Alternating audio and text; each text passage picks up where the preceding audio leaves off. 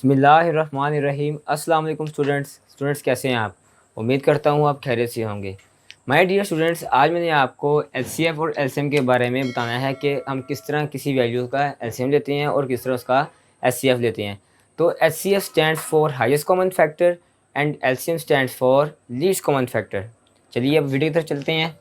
तो देखिए जी, हमारे पास दो वैल्यूज़ हैं, इनका हमने एचसीएफ मालूम करना है डिवीजन मेथड के साथ। तो देखें 14 है, पहले 14 को आप एलसीएम ले लें। 2 7 ज़ार 14 होता है और 7 1 ज़ार 7। ठीक है, इसी तरह आप 12 का ले लें। 2 6 ज़ार 12 होता है, 2 3 ज़ार 6 होता है और 3 1 ज़ार 3।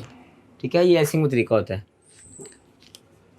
अब देखिए, अब हमने क्या लिखना है, हाईएस्ट कॉमन फैक्टर यानी एचसीएफ निकालना है। ठीक है, तो कॉमन फैक्टर ऑफ 14 और कॉमन फैक्टर ऑफ 12 लिखेंगे, यानी फैक्टरिंग को कहते हैं हम, जो हमने ये निकाले सॉरी, इनको कहते हैं हम फैक्टर्स। तो अब सबसे पहले 14 के फैक्टर्स लिखें तो वो आते हैं हमारे पास 2 मल्टीप्लाई बाई 7। अब हमारे पास 12 के फैक्टर्स लिखें, वो हैं 2 मल्टीप्लाई बाई 2 मल्टीप्लाई बाई 3।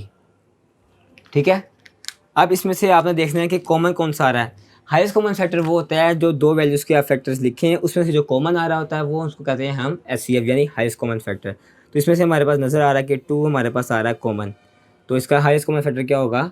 2। ठीक है स्टूडेंट्स, तो ये था हाईएस्ट कॉमन फैक्टर एचसीएफ। अब हम चलते हैं एलसीएम की तरफ। तो देखें, एलसीएम में हमारे पास पहले 14 है, 14 का एलसीएम ले लें। 2 7 ज़ार 14, 7 1 ज़ार 7। ठीक है, अब 12 का ले लें।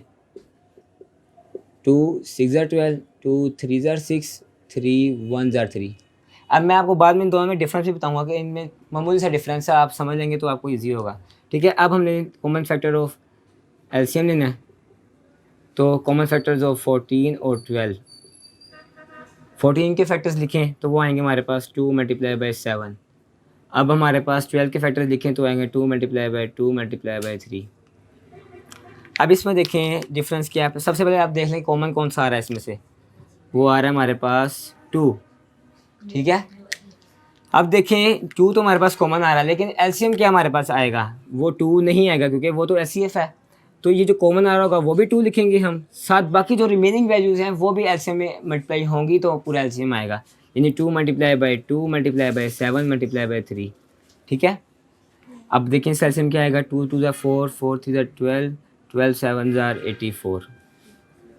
तो ये हमारे पास आ गया एलसीएम। अब डिफरेंस देखें क्या है कि अगर हमने एचसीएफ लेना है तो एचसीएफ में हमारे पास सिर्फ कॉमन वैल्यू आएगी, और एलसीएम हमने लेना है तो हमारे पास कॉमन वैल्यू के साथ जो हमारी रिमेनिंग वैल्यूज़ होंगी वो भी आपस में मल्टीप्लाई होंगी तो एलसीएम आएगा। ठीक है स्टूडेंट्स, तो ये दोनों में कॉमन सा डिफरेंस है, आप इसको रिमेंबर रखेंगे तो आपको इंशाल्लाह अज़ीज़ बहुत आसानी होगी। ठीक है स्टूडेंट्स, आज की वीडियो हमारी यही थी। तब तक के लिए अपना ख्याल रखिएगा। आप मेरे चैनल को लाइक भी करें, सब्सक्राइब भी करें और शेयर भी करें। बहुत शुक्रिया। अल्लाह हाफ़िज़।